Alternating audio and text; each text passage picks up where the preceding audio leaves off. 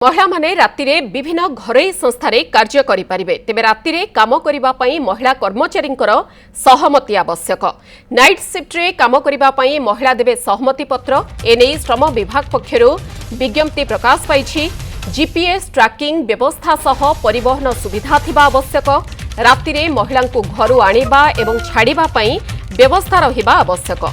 महिला माने जेउठारे काम करिबा को चाहिबे सेठारे अति कम रे 3 जण महिला कर्मचारी मध्य कार्य करुथिबे एवं कार्यस्थली रे नारी नियुक्तिकर्ता रहुथिबे।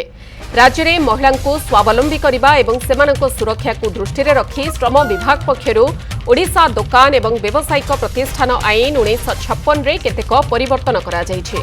एहा उपरे प्रतिक्रिया रखी श्रम मंत्री गणेश राम सिंह खुंटिया कहिसंती राज्य रे पुरुष महिला मध्यरे थिबा तारतम्य कमाइबा एवं सशक्तिकरण उपरे गुरुत्व दिया जाउछि।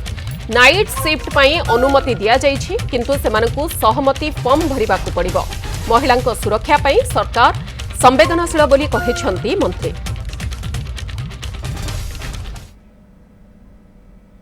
सेंट्रल लॉ अनुसार विभिन्न राज्य को चिट्ठी है से अनुसार आम राज्य को मत चिट्ठी करते तो आम राज्य जो डिफरेंशियल अच्छी पुरुष एवं महिला मान भितर ताकू केमती कमेवा एवं महिला मान केमती आम एम्पावरमेंट करवा सशक्ति करना से दिगरे सरकार गुरुत्व दौन से आधार रे नाइट शिफ्ट महिला मान को आम अलाउ करूँ किंतु तांकर सहमति निया स्पेशल फॉर्म अच्छे फॉर्म फिलअप करके देवे जदि से सहमत हेबे ताले काम करें।